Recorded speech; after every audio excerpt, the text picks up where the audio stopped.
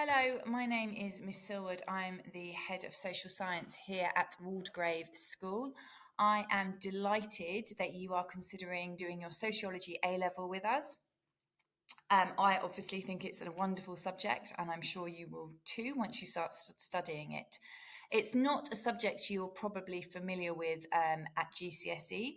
So the big question you might have is, what is sociology? It's a good place to start. Essentially, sociology is the study of human behaviour, so why humans behave in the way they do. And we like to group people in society into different categories. So we might look at somebody's social class, for example, and try to understand how their social class influences their behaviour and their life chances. How does your social class influence where you go to school, the job you get, and even how long you live? And then we think about the impact of that on wider society. It's a very exciting time to be a sociologist. We are living in a rapidly changing world through things like like globalization. Even the recent COVID-19 pandemic has rapidly changed our culture and our norms and values. And sociologists are really interested in understanding why those changes have happened and what is the impact of those changes. So if you are the type of student who is constantly looking at the social world around you and asking why does poverty still exist in such a rich economy?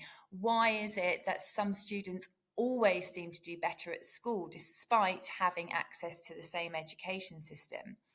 Those type of questions and more will make you an excellent sociology student. We love students questioning us within the lesson. We are really interested in aspects of identity, such as our social class, our gender, our ethnicity, our age, and our sexuality.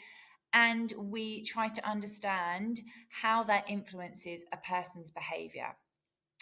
And we're also interested in how things like our education, our family, our belief system, our religion, how do those things go on to shape us as a human being? So I'm just going to talk you through a very small part of the course, trying to understand the concept of social class. Obviously, it's a very complex and difficult concept to define, but sociologists generally look at a person's occupation, their job, and try to categorize them into a different class system. We also think about a person's family background, the values that they have, or the friends that they hold, and try to understand how those things shape our behaviour and our understanding of the world. So, sociologists really interested in statistics and analysing statistics. One of the things that we might look at is the percentage of the population who go to private school and what that means for their future job and career prospects. So you might want to take a couple of minutes, or not a couple of minutes, but a short amount of time to try and categorize those statistics into the right slots. So really interestingly, 7% of the population in the UK went to private school. However, 71% of senior judges went to a private school. 45% of broadsheet journalists went to private school. So that has a huge impact and implication for the news that we read, for what we see and hear around us, and the laws that are made and for whose benefit. When we look at Oxbridge graduates, so those who went to Oxford and Cambridge, 1% of the population graduated from those universities. However, 25% of MPs are Oxford graduates, and 75% of the prime ministers that we've had have been to Oxbridge.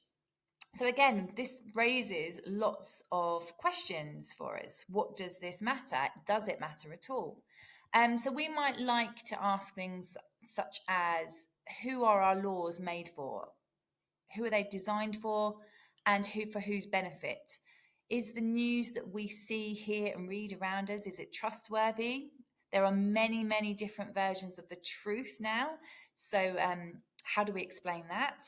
How easy is it for a poor person today in the UK to become rich? We look at things like social mobility. How easy is it to change your social class? And today in the UK, can anyone become Prime Minister?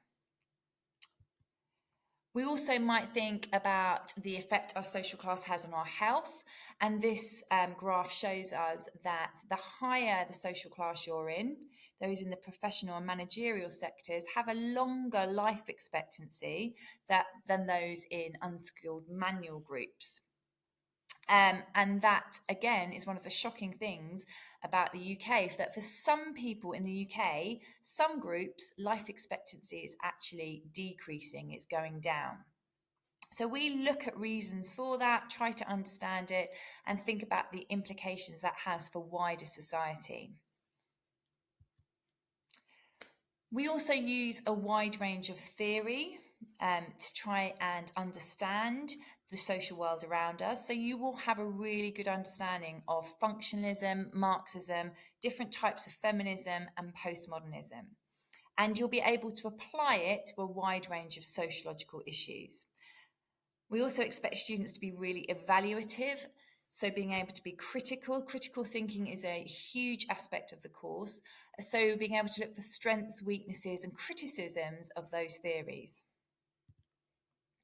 We have a wide range of different strategies that we use. We like students to be really independent. There is a huge amount of reading that you will need to do in your own time. We employ lots of active learning and teaching strategies within the classroom. A lot of group work, working with others, presentations. We use lots of contemporary documentaries and TED Talks to illustrate the discussions that we're having. And we like students to take their learning outside of the classroom. We've had trips to conferences, planning to do one to the Old Bailey next year. So there's a huge amount of sociological learning that can take place outside of the classroom. You will learn a huge range of different skills. So like I mentioned, critical thinking is a huge part of the course, learning how to be evaluative, learning how to think about investigating facts, looking for the truth, if there is the truth out there. It opens the door to a wide range of different careers, some of which are listed here. And we've had students go on to do lots of different undergraduate courses, including sociology, criminology, which is a huge part of the course. You would study crime and deviance in year 13. Students are particularly enthused by that. Wide range of other social sciences, such as psychology, teaching, law, and English. Students generally move on to.